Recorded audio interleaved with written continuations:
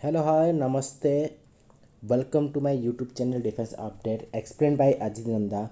फिर से एक नए वीडियो लेके आज हम आपके पास आए हैं। आज की जो वीडियो है उसका कंटेंट मेन चीज़ है डिसेबिलिटी पेंशन के ऊपर। तो हमारा पहला सवाल है, क्या सभी कैटेगरी में पेंशन लागू है? तो इसका आंसर है नो, नहीं, सभी कैटेगरी में पेंशन नहीं मिलता है। और अभी हमारा दूसरा क्वेश्चन है, कौन सी कैटेगरी में पेंशन मिलता है? तो इसका आंसर है, जो कैटेगरी डायरेक्टली और इनडायरेक्टली फौज के काम से या फौज के वजह से कैटेगरी होता है उसको ही पेंशन लागू होता है। तो अभी डायरेक्टली कौन सा है, इनडायरेक्टली कौन सा है, मैं थोड़ा आपको समझाना चाहूँगा।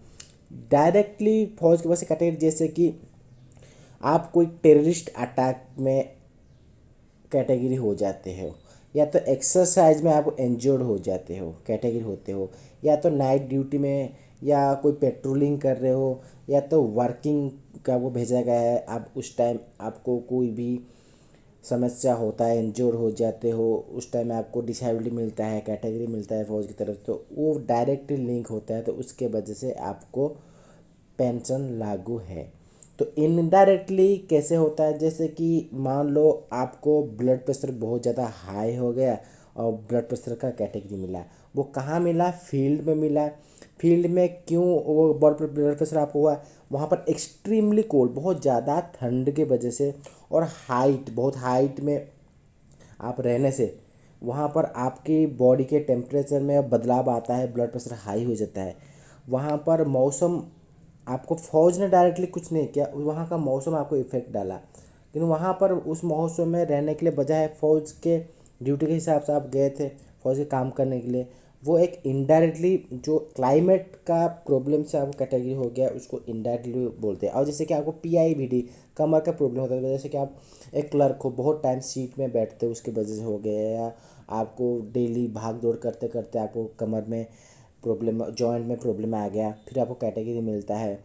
तो वहाँ पर अगर डॉक्टर लिखता है due to stress and strain, तो वहाँ पर वो इनडायरेक्टली आपके बॉडी को अफेक्ट किया है, उसके वजह से भी आपको डिसेबिलिटी पेंशन फौज की तरफ से लागू होता है। अब हमारा तीसरा क्वेश्चन में हम चलेंगे, कैटेगरी कितने प्रकार के होते हैं? फौज के लैंग्वेज में कैटेगरी 3 तरह के होते हैं।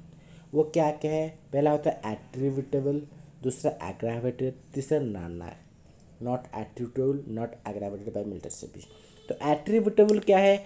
एट्रीब्यूटेबल अगर मान लो आपको चोट लग गई, कहीं वॉकिंग कर रहे हो, कहीं से गिर गए, हाथ पे टूट गया, वो एट्रीब्यूटेबल में आएगा। जो एग्रावेटेड, मान लो आप ग्लेशियर में पोस्टिंग हो, आपको आपके ब्लड में कोई बीमारी हो गई या शरीर में कोई बीमारी आ गई, वहाँ पर आपको चोट नहीं लगता, वो बीमारी हो जाती है कोई शरीर में, तो उसको एग्रावेटेड बोलेंगे। नाना क्या है? जो नॉट एट्रीब्यूट नॉट एग्रावेटेड, दोनों में जो नहीं आता, जैसे कि आप घर में छुट्टी गए हो, हाथ पैर टूट जाता है और उसके लिए कैटेगरी आपको मिलता है, तो उसको नाना कहते हैं। तो ये 3 तरह के कैटेगरी होते हैं। और हम नेक्स्ट चलते हैं हम चौथा क्वेश्चन में। कैटेगरी में, कैटेगरी की वजह से अगर CO आपको घर भेज देता है तो आपको पेंशन लागू है क्या? तो अगर CO घर भेज देता है तो उसका मतलब ये नहीं कि आपको पेंशन के साथ में भेजेगा, पेंशन ही मिलेगा। तो इसका आंसर, आपको पेंशन मिल भी सकता है और नहीं भी मिल सकता है। पेंशन मिलने का जो कारण है, जैसे हम बोलते हैं, वो बीमारी के ऊपर डिपेंड करते हैं, वो कैटेगरी के ऊपर डिपेंड करते हैं। जैसे हमने पहले क्वेश्चन में बताया था, और कैटेगरी डायरेक्टली और indirectly related to military service से, तो आपको पेंशन लागू। अगर वो कोई रिलेटेड नहीं है मिलिट्री सर्विस की वजह से आपको कैटेगरी जो है, तो उसमें आपको पेंशन नहीं मिलेगा। अगर CO आपको घर भी भेज देता है, तो आपको 15 साल की नौकरी पूरी नहीं है, तो उस वजह से आपको कोई भी पेंशन नहीं मिलेगा। अगर उसको नाना केस में कंसिडर मान लो कर देता है, उसमें पेंशन लागू है, और आपका नौकरी 3-4 साल है, 5 साल, तो आपको उसमें नहीं मिलता है। और इसके बाद लास्ट जो क्वेश्चन, 5वां क्वेश्चन में बोलना चाहता हूँ, वो सभी लोग सोचते हैं कि जो बहुत सारे बंदे का है सोचते हैं, वो गलत है। उसका ये क्वेश्चन और आंसर आप सुनो, आपको बहुत इंटरेस्टिंग लगेगा। कि अगर डॉक्टर IMB आउट करता है किसी को, इनवैलिड मेडिकल बोर्ड आउट करने से घर भेज देता है, तो उसको पेंशन लागू है? तो बिल्कुल भी नहीं। अगर डॉक्टर भेजता है घर, तो आपको पेंशन लागू हो सकता है, नहीं भी हो सकता है। जैसे कि मान लो आप घर छुट्टी में गए, आप आपका हाथ पैर टूट गया, ठीक है, दोनों पैर चला गया, कट गया या हाथ कट गया, फिर आपको ट्रीटमेंट होती है, एमएस में करेंगे। फिर डॉक्टर वहाँ पर देखेगा ये बंदा का हाथ पैर अभी नहीं है तो ड्यूटी कर नहीं पाएगा, काम नहीं कर पाएगा, उसको घर में रेस्ट करना चाहिए, तो उसको घर भेज देगा। और वो जो आपका एक्सीडेंट हुआ था वो फौज के कारण से नहीं, आप घर में छुट्टी गए थे, आपको हुआ बीच में, और आपका नौकरी अभी 3 साल 5 साल 7 साल या 9 साल है, तो आप सूखा घर जाएगा, आपको एक भी पैसा फौज की तरफ से नहीं मिलेगा।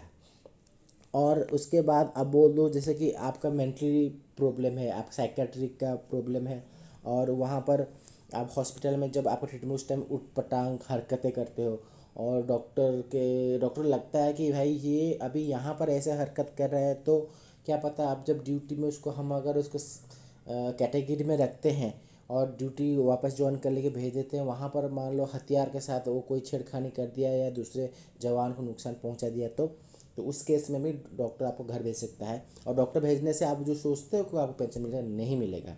साइकेट्रिक केस में अगर वो नाना केस में कंसिडर होता है और आपका नौकरी 4 5 7 साल 8 साल 9 साल होता है, तो आपको पेंशन लागू नहीं है। इस तरह के और जितने भी डाउट्स हैं उसके बारे में आप मेरे को डायरेक्टली मेरे व्हाट्सअप नंबर मैसेज कर सकते हो, आपका हर क्वेश्चन का समाधान हम कर पाएंगे। तो मेरे चैनल को सब्सक्राइब कीजिए ताकि इस ऐसे जैसे पूरा और अच्छे वीडियो है जिसको अब फ़ायदा होगा, जानकारी मिलेगा, वो जानने के लिए सब्सक्राइब कीजिए ताकि ये सारी चीज़ आपको जानकारी मिले और आपके सहायता में काम आए। जय हिंद, जय भारत, नमस्कार।